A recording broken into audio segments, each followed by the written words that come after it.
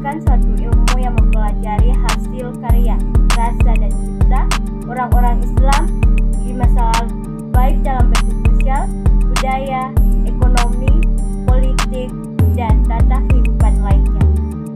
Sedangkan pengertian peradaban Islam adalah deskripsi kehidupan umat manusia Muslim masa silam yang mengalami kemajuan sebagai hasil cipta rasa dan karsa mereka yang dijiwai oleh ajaran Islam dalam berbagai aspek kehidupan menuju suatu kemajuan yang dapat mengangkat harkat dan martabat mereka. Yang kedua adalah ruang lingkup sejarah kebudayaan Islam. Yang pertama adalah awal dakwah Nabi Muhammad SAW. Yang kedua adalah kepemimpinan umat Islam setelah Nabi wafat. Yang ketiga, perkembangan Islam periode klasik atau zaman keemasan. Yang keempat, perkembangan Islam pada abad pertengahan atau zaman kemunduran. Yang kelima adalah perkembangan Islam modern atau zaman kebangkitan. Yang keenam adalah perkembangan Islam di Indonesia. Islam yang diturunkan di Jazirah Arab telah membawa bangsa Arab yang semula terbelakang, bodoh dan tidak dikenal dan diabaikan oleh bangsa-bangsa lain menjadi bangsa yang maju dan berperadaban.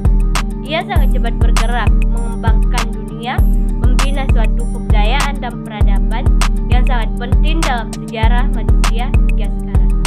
Yang ketiga adalah periode sejarah peradaban Islam. Sejarah peradaban Islam dibagi menjadi 3 periode. Yang pertama adalah periode klasik. Periode klasik merupakan masa kemajuan, keemasan, dan kejayaan Islam dan dibagi menjadi 2 fase. Pertama adalah fase ekspansi, interaksi dan pusat kemajuan 650 sampai 1000 Masehi. Di masa inilah daerah Islam meluas melalui Afrika Utara sampai ke Spanyol di belahan barat dan melalui Persia sampai ke India di belahan timur. Daerah-daerah itu tunduk kepada kekuasaan Islam. Di masa ini pula lah berkembang dan memuncak pengetahuan, baik dalam bidang agama maupun umum dan kebudayaan serta peradaban Islam. Disinilah yang menghasilkan ulama-ulama besar seperti Imam Malik, Imam Abu Hanifah, dan Imam Syafi'i.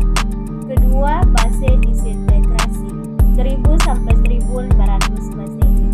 Di masa inilah keutuhan umat Islam dalam bidang politik mulai pecah.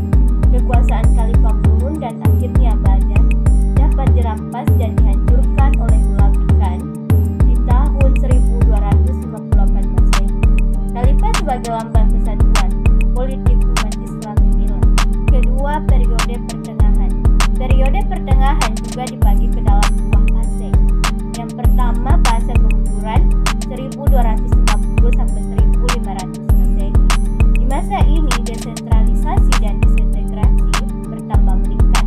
Perbedaan antara Sunni dan Syiah dan juga antara Arab dan Persia bertambah nyata kelihatan.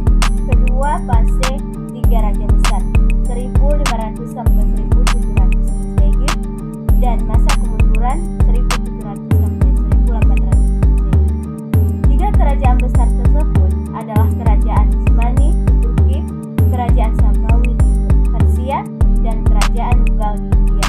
Kejayaan Islam pada 3 kerajaan besar ini terlihat dalam bentuk arsitektur sampai sekarang. Ketiga, periode modern. Periode modern 1800 sampai sekarang merupakan zaman kebangkitan umat Islam.